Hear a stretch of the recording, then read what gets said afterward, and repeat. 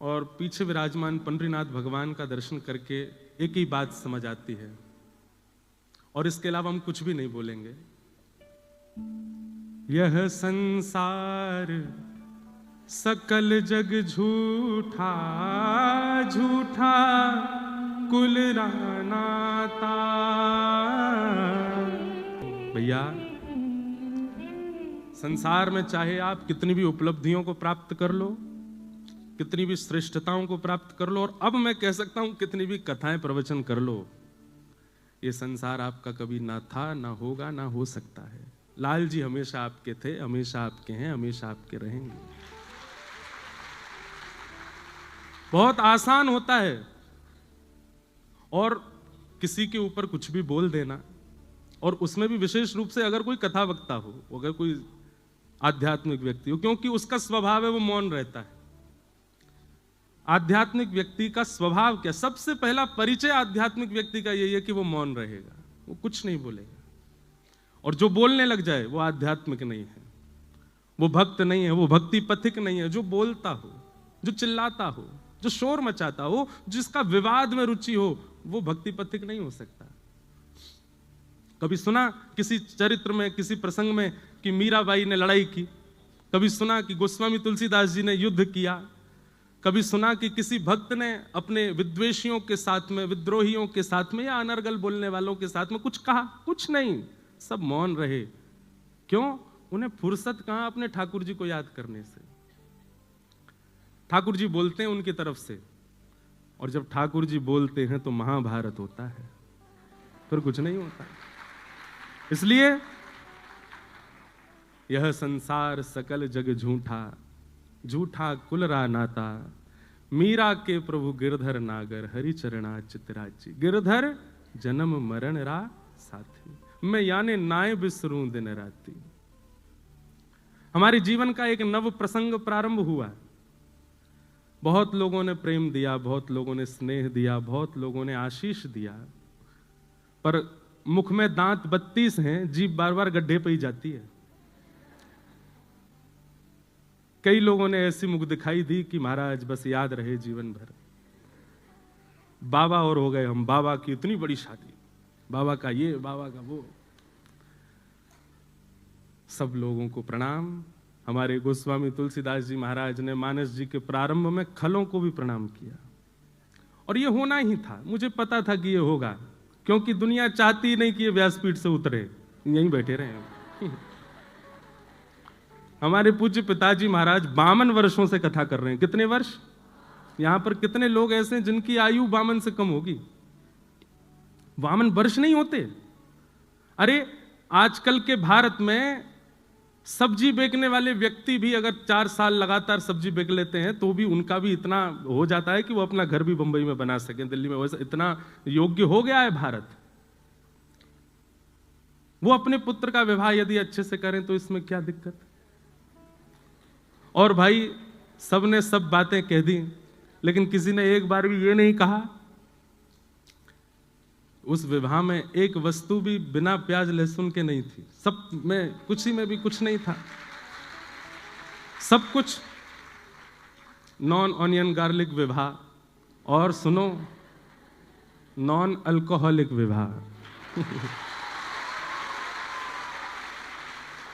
मुझे बहुत लोग बोले ये बोलना, वो बोलना, ये मत बोलना, ये। मैंने कि मैं कुछ नहीं, कथा करने जा रहा हूं। भट्टी जी ने मुझको आमंत्रित किया है, पर ठीक है, बोलना तभी चाहिए जब साथ में कोई खड़ा हो। और मेरे पास मेरी भागवत जी हैं, इनके सानिध्य में आकर के मैं थोड़ा तो कुछ कह सकता हूं, नहीं तो अतिशय मौन भी दोष धारण करा देता है, दोष को प्रकट कर देता है। लोगों को कुछ भी दिखा, पर मुझे उसमें भी मेरा एक उद्देश्य था। भक्ति पथ पर हजारों लाखों बालक मेरे साथ चल रहे हैं, सबको लेकर के मैं चल रहा हूं। हमारे लाल जी को प्राप्त करने के लिए सबकी आवश्यकता है, माँ पिता बंधु बांधव, और एक गृहस्थी को जिस नव पड़ाव की आवश्यकता थी वह भी हुआ। परंतु सब समाज संसार के लोग हैं, सबको हम प्रणाम करते हैं, सबको हम वंदन करते हैं। आपसे हम प्रार्थना करते हैं, आप भी मौन रहना शुरू करो। भैया जीवन के 4 ही दिन बचे हैं, बहुत लंबा समय नहीं है हमारे पास में। एक दूसरे को पकड़ के नीचे गिराना, ये करना वो करना, उसकी निंदा स्तुति करने में समय निकल जाएगा। भगवत प्राप्ति कब करोगे फिर? अगर उसी बीच में प्राण निकल गए तो ठाकुर जी की प्राप्ति कैसे होगी? इसलिए सब विषय विकारों को छोड़ो, ठाकुर जी की सेवा में लगो, ठाकुर जी की सेवा भाव से करो। हमारा उद्देश्य, मैं तो पहले ही कहा है हमेशा कि आप एक चूक करके तो देखो, चूक नहीं भी करो तो भी लोग आपको पकड़ेंगे। ये संसार का नियम है, स्वभाव है, स्वरूप है। और उसमें भी आध्यात्मिक व्यक्ति पर तो कीचड़ उछालना सबसे आसान होता है, क्योंकि उसका स्वभाव मौन होता है। इसलिए मौन रहिए, अपना हरिनाम कीजिए, भजन कीजिए, तैयार रहिए। जब व्यास जी नहीं बचे तो हम तो श्रोता हैं, हमको भी पकड़ा जा सकता है। तो इसलिए बस ठाकुर जी की नजरों में राजी रहो, बाकी संसार की नजरों में तो कभी राजी आप हो ही नहीं सकते, कभी आप अच्छे हो ही नहीं सकते। अन्यश्च दोष गुण चिंतन माश मुक्त्वा। भक्ति में सबसे बड़ी बाधा क्या है? आपका भजन नष्ट कब होता है? जब आपको किसी में दोष दिखने लगता है। और आपके भजन का फल क्या है? आपको दोषी में भी गुण दिखने लग जाए, ये आपके भजन का फल है। अत्यंत दोषी व्यक्ति, जिसके 100 लोगों ने आपसे बुराई कर दी, और वो व्यक्ति आपके सामने आए तो आपको उसमें भी गुण दिख जाए, ये स्वभाव पता किसका है? ठाकुर जी का है। हमसे ज्यादा अधम कोई नहीं, हमसे ज्यादा दोषी कोई नहीं, लेकिन हम जब भी ठाकुर जी के सामने जाते हैं वो हमारे दोष नहीं देखते हैं। क्योंकि मैं कथा कहता हूं, और कथा कह नहीं रहा हूं, आपको नहीं सुना रहा हूं, मुझे स्वयं को भी सुनाता हूं। और सत्य बता रहे हैं, 10 वर्ष की कथा ही मुझे पिछले 10 दिनों से जिवा रही थी, मेरी ही कथा, कि मैं प्रसन्न हूं, मैं आनंद में हूं, मैं संभला हुआ हूं, मुझे कोई दिक्कत नहीं। क्योंकि कथा ऐसा निर्माण करती है, 2 चीजें आपके चित्त में आती हैं, एक तो दोष दृष्टि खत्म होती है, और दूसरा मौन रहना सीख जाते हो, लेट गो करते हो चीजों को, ठीक है जाने दो। हमारे ऊपर तो एक आरोप और लग गया है, दुनिया को बोला मोह माया से दूर, खुद की ऐसा ब्याह किया। हमने कहा भैया, किसी ने आकर के हमसे आज तक ये नहीं पूछा कि आप ठाकुर जी का उत्सव करते हो, उसमें कितना खर्चा होता है। आप इतनी बड़ी बड़ी कथाएं करते हैं, अपनी जेब से कितना कुछ कर देते हैं, कभी कोई नहीं आया पूछने के लिए। हमारे लाल जी का उत्सव होने वाला, बरसाना आके देखना, कोई नहीं पूछेगा। वहां तो हमारी जेब फटफटा जाती है, तब कोई नहीं पूछेगा। लेकिन भाई संसार के लोग बड़े संसारी ही हैं भैया, सबको प्रणाम है, ज्यादा हमें कुछ कहना वेना है नहीं। प्रसन्न रहो, लेना ना देना, मगन रहना, आनंद में रहो। लाल जी का ब्याहुला है 11 से 15 जनवरी तक। हम गोविंद का गुण गा रहे हैं, अब दुनिया से हमको क्या? ये राणा कौन है? ये सब संसार के लोग ही राणा हैं। राणा भेजा विष का प्याला, पीकर मीरा नाची रहे। हमको संसार को बहुत सफाइयां देना आवश्यक नहीं। हमारे ठाकुर जी को पता है, वो राजी रहें, बस उनका राजी होना आवश्यक है। उनको कॉन्फिडेंशियल अपने पास रखो, इनको सब पता है, मुझे सबकी आवश्यकता नहीं।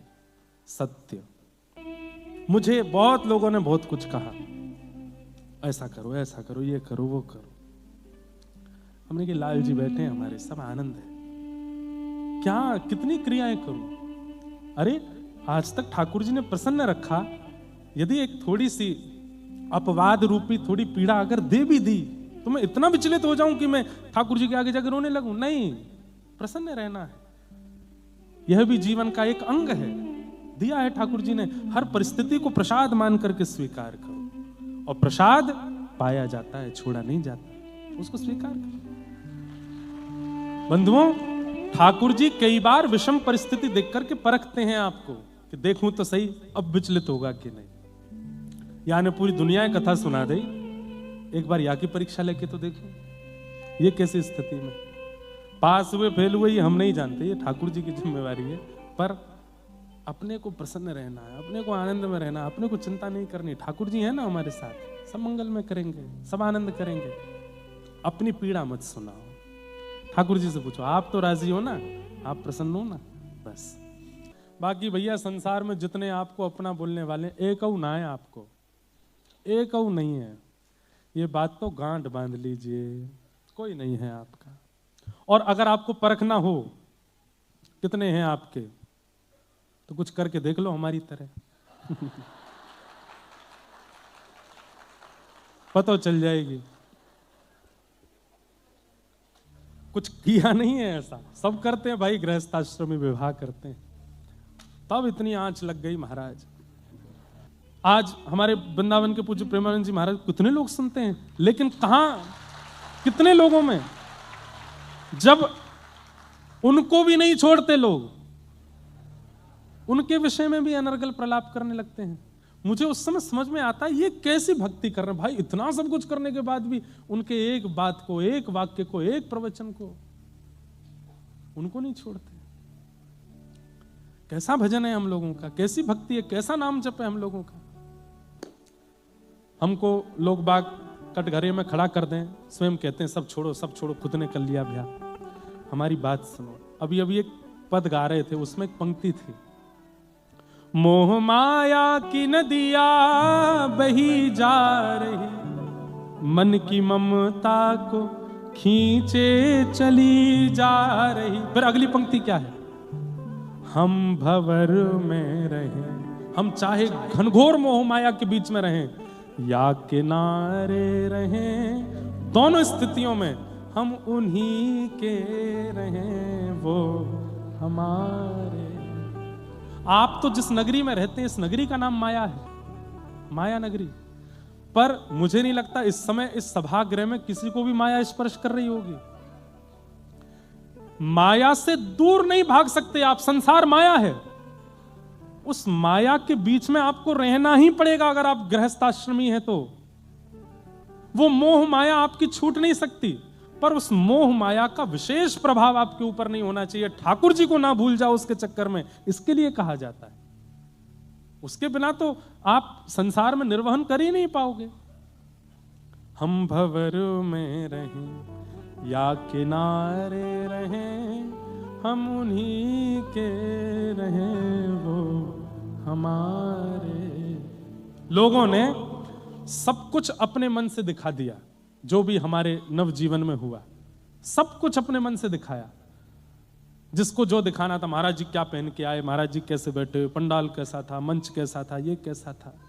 किसी ने भी एक बात नहीं दिखाई कि हर क्रिया में मेरे से आगे लाल जी चलते थे। किसी ने भी नहीं दिखाया।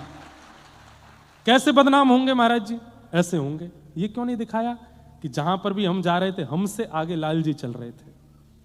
जिस पोशाक को हमने धारण किया उसी पोशाक से लाल जी की पोशाक बनी है, वही पोशाक लाल जी धारण कर रहे थे हर जगह, हर परिस्थिति में। और सुनिए, हमारी लगन से पहले लाल जी की लगन हुई थी, लाल जी का विवाह पक्का हुआ। फिर लोगों ने कहा जयपुर क्यों गए।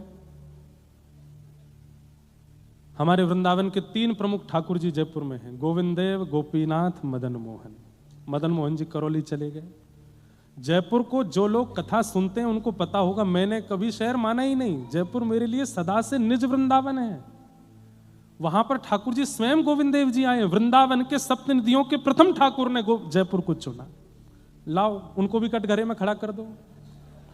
क्यों गए आप जयपुर?